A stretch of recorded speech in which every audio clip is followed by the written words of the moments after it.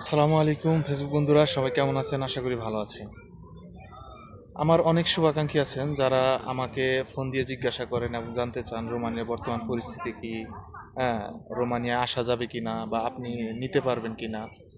তো প্রথমেই আমি একটা বিষয় ক্লিয়ার করি, সেটা হচ্ছে যে আমি মানে লোক আনার কাজ করি না ভাই।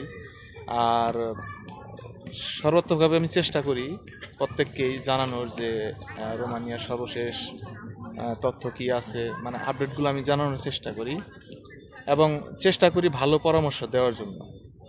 তো যেমন এখন যে আপডেটটা আছে সেটা হচ্ছে যে এখনও সাধারণ ক্ষমার সময় এখনও শেষ হয় নাই। এই মাসের 27 তারিখে শেষ হবে। এরপরে আমি আপনাদেরকে জানিয়েছিলাম যে আহ, রোমানিয়া চেষ্টা করতেছে রোমানিয়ার যত ইমিগ্রেন্ট আছে তাদেরকে তাদের যত কার্যাবলী আছে, ভিসা প্রসেসিং, ওয়ার্ক পারমিট থেকে শুরু করে সকল কার্যক্রম একটা ওয়েবসাইটের মাধ্যমে তারা করবে, সেটাই তারা বিল্ড আপ করার চেষ্টা করতেছে। তো সেটার কার্যক্রম খুব সম্ভবত সেপ্টেম্বর থেকে তারা স্টার্ট করবে। এখন তারা মানে আন্ডার কনস্ট্রাক্টিংয়ের মধ্যে রাখছে তারা। হ্যাঁ, অর্থাৎ তারা এটাকে বিল্ড আপ করার চেষ্টা করতেছে ওয়েবসাইটটা।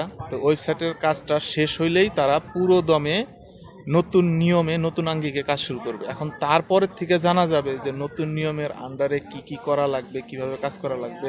ঠিক আছে?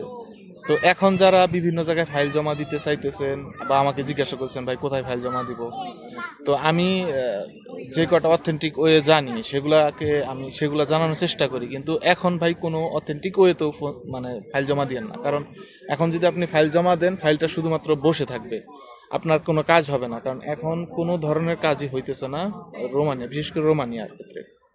তো আপনারা হতাশ হয়েন না, আপনারা অপেক্ষা করেন যারা নতুন করে ফাইল জমা দিতে চাইতেছেন।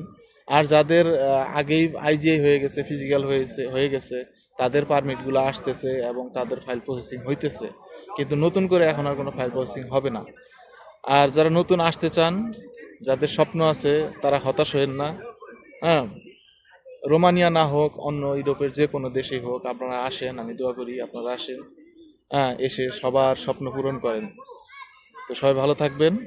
Good luck.